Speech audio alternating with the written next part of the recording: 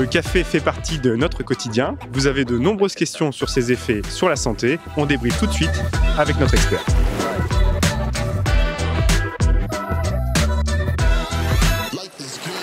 Docteur Nellick, bonjour. Bonjour. Vous êtes directrice de recherche émérite à l'INSERM et vous êtes une spécialiste du café. Et ça tombe bien parce qu'on a été à la rencontre de quelques patients qui avaient des questions à vous poser. Alors du coup, quand on prend son petit café le matin, à partir de combien de temps il fait effet et pendant combien de temps? Et deuxièmement, hormis la caféine, parce que là on sait tous qu'il y a de la caféine dedans, mais qu'est-ce qu'il y a vraiment dans le café? Vous sentez les effets du café et de la caféine entre 5 et 10 minutes après son absorption. Donc l'effet est relativement rapide.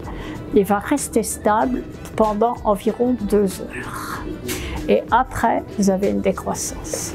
En fait, le café, c'est une boisson extrêmement riche. Elle contient environ 1000 composants différents. Il y en a qui ne sont pas identifiés encore complètement. Et en fait, on a bien sûr de la caféine.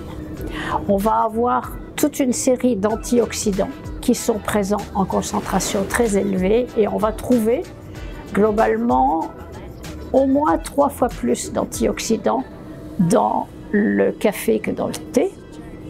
On en trouve presque, en gros, 10 fois plus que dans le vin, qui sont des substances où on pense qu'il y a beaucoup d'antioxydants, et on en trouve aussi largement plus que dans les fruits et dans les légumes.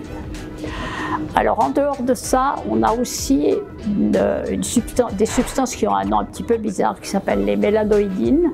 Ce sont des composés qui sont formés lors de la torréfaction. Ce sont des composés bruns. Et ces composés ont en plus des propriétés antioxydantes par rapport aux autres antioxydants déjà présents. Et puis on va trouver aussi quelques graisses, parce que le café c'est une graine, et comme toutes les graines, elle contient quelques graisses. Mais on a montré que le café n'augmentait pas le taux de cholestérol.